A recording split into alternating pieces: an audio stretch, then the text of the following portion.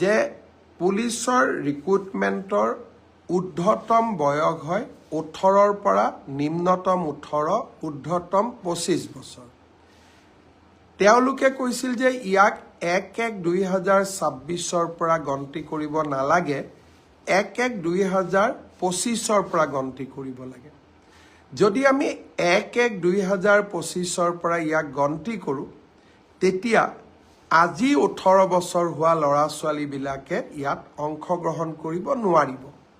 বহুত ল'ৰা ছোৱালী নিৰাশ হ'ব।